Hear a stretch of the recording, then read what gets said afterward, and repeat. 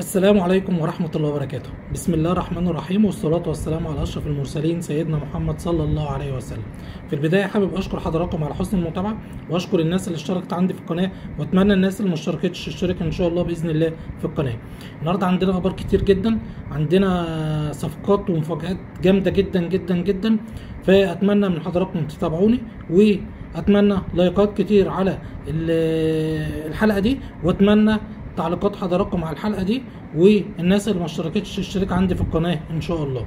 طيب النهارده هنبدا اخبارنا بالنادي الاهلي وحفله وداع علي لطفي. احنا عارفين ان علي لطفي واتكلمنا عن الموضوع ده من فتره كبيره جدا، قلنا علي لطفي هيتنقل لزد، والنهارده حصلت زي صفقات كده لنادي زد مع النادي الاهلي. تقريبا نادي زد خد مجموعه لعيبه كبيره جدا اعاره، ومجموعه لعيبه بيع نهائي. هنتكلم عن اللعيبه اللي اتنقلت بيع نهائي، وهم علي لطفي وحمدي موسى الناشئ، شادي حسين، مصطفى سعد ميسي، ومصطفى فوزي الناشئ، واحمد سيد عبد النبي الناشئ. دول بيع نهائي. طيب الناس اللي راحت اعاره، الناس اللي هتروح اعاره ان شاء الله باذن الله لنادي بيراميدز هم محمد اشرف الباك شمال، وعمار حمدي، محمد محمود، ورأفت خليل، طاهر محمد طاهر، والقندوسي. دول رايحين ان شاء الله باذن الله اعاره لمده عام باذن الله. الموسم الجاي هيكونوا في زد مع اللعيبه اللي احنا قلنا اسمائهم الاول في بيع نهائي في بدايه الفيديو. طيب علي لطفي كده خلاص اتنقل بشكل نهائي لنادي زد. ده معناه اللي خلاص محمد الشناوي كده مستمر مع النادي الاهلي. محمد الشناوي كده يا جماعه بنسبه 100% مستمر مع النادي الاهلي. احنا كنا قلنا محمد الشناوي بيفكر بنسبه 50-50 يروح نادي النصر ولا يقعد في النادي الاهلي.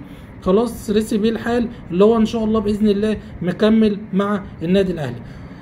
احنا عارفين محمد الشناوي بسم الله ما شاء الله حارس اول مصر وحارس اول افريقيا، فنتمنى له ان شاء الله باذن الله التوفيق مع النادي الاهلي، ونتمنى له مسيره كويسه ان شاء الله باذن الله، وينهي حياته كلاعب في النادي الاهلي، وبعد كده ربنا يكرمه نلاقيه في الاداره او في الجهاز الفني ان شاء الله في النادي الاهلي. طيب النهارده كلام كتير جدا على النهارده. نقول الاول عندنا ماتش الاهلي والداخليه هيكون الساعه 8:30 ان شاء الله في كاس مصر.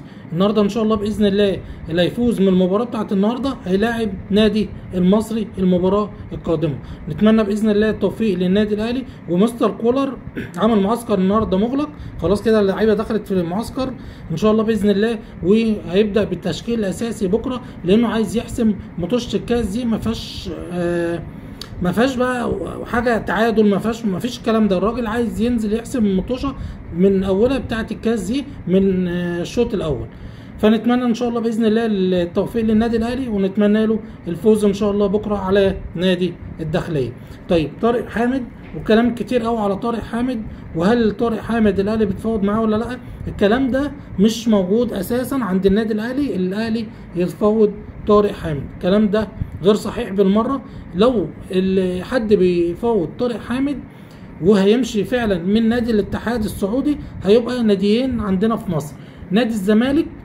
وطبعا هو لو جه نادي الزمالك هيشيل الحته بتاعت خط النص دي كلها، ويظبط الخط النص بعد مشي امام عاشور، وكان هو شايل المكان ده. دلوقتي لو طارق حامد رجع هيقدر يشيل المكان ده. ونادي بيراميدز بيفاوض طارق حامد برضو، اللي هو يرجع من الموسم الجاي معاه. طارق حامد لعيب راجل، لعيب كويس جدا، بس للاسف الاهلي عنده تشكيله قويه جدا في خط النص. يعني عنده مثلا اكرم توفيق، وعنده كريم نتفد، ولسه هنتكلم على كريم نتفد، عنده مروان عطيه، ديانج، عنده امام عاشور. احنا قلنا القندوسي خلاص هيطلع لزد. فالمجموعه دي، وعنده السوليه طبعا ما ننساهوش، المجموعه دي قويه جدا، فمش محتاجين حد تاني. هو طارق حامد اضافه لاي فريق يروحوا، بس للاسف الاهلي مش محتاج حد تاني في المكان ده. طيب النهارده والكلام كتير قوي على مكالمه ميدو المسربه. احنا قلنا واتكلمنا على رضا سليم وقلنا رضا سليم يا جماعه في النادي الاهلي. ناس كتير قوي طلعت قال لك لا رضا سليم مش جاي الاهلي ومش عارف الكلام ده كله، احنا اكدنا عليه وقلنا يا جماعه رضا سليم خلال ساعات هيكون في مصر هنا، لان النادي الاهلي هيعلن بشكل رسمي اللي رضا سليم لاعب في النادي الاهلي. احنا قلنا رضا سليم لاعب وينج ليفت كويس جدا، بيلعب وينج ليفت وبيلعب وينج رايت، راجل هيدرز، راجل رجله كويسه جدا على المرمى، هيفيد جدا اي فرقه تلعب فيه. وقلنا هو افضل من بن شرقي، وكولر بيفضله اكتر من بن شرقي، يعني كان له كولر قلنا بيفضل رضا سليم، بعد كده رمضان صبحي، وبعد كده بن شرقي. والكلام ده اكدوا لينا في المكالمه المسربه كابتن ميدو لما كلم ابن خالة الوكيل او عديل الوكيل بتاع رضا سليم، وقال له احنا بنفضل رضا سليم عن بن شرقي.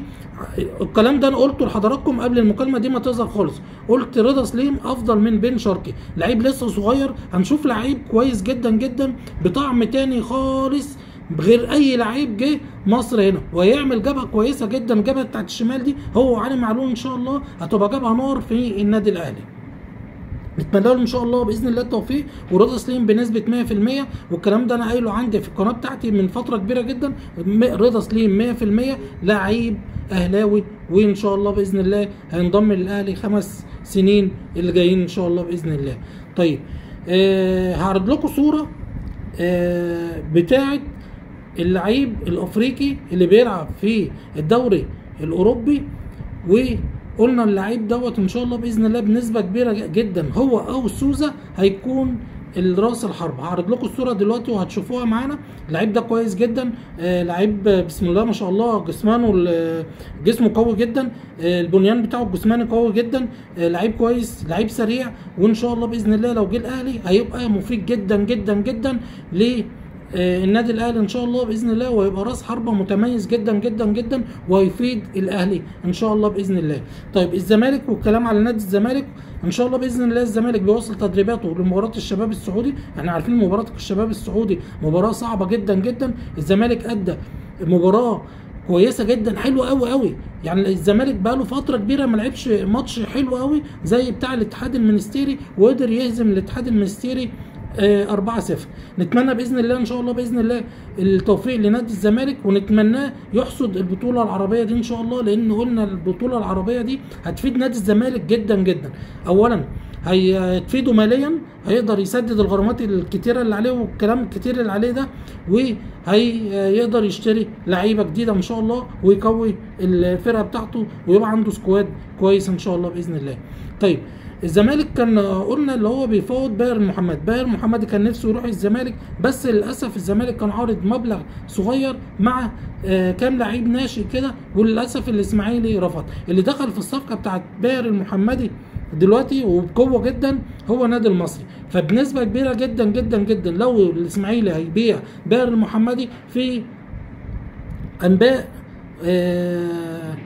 مؤكده ان باهر المحمدي لو هيتنقل هيروح للنادي المصري مع الكابتن علي ماهر. احنا عارفين ان الكابتن علي ماهر النهارده مسك المدير الفني للنادي المصري، ونتمنى له التوفيق لكابتن علي ماهر ابن النادي الاهلي.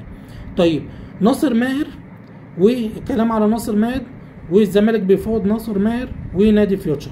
طيب بالفعل نادي الزمالك خلص مع الراجل ناصر ماهر واتفق على كل حاجه، ناقص التفاوض مع نادي فيوتشر. هنشوف بقى نادي فيوتشر هيطلب كام في ناصر ماهر. احنا عارفين ان نادي فيوتشر اليومين دول بيطلب مبالغ بسم الله ما شاء الله طائله، يعني في اللعيبه بتاعته 50 مليون و60 مليون وكلام كتير كده. ان شاء الله باذن الله ناصر ماهر بيلعب رقم 10 ولاعيب كويس جدا، وكان ناشئ من ناشئين النادي الاهلي. نتمنى له التوفيق مع نادي الزمالك او مع نادي فيوتشر او اي نادي هو يختاره باذن الله.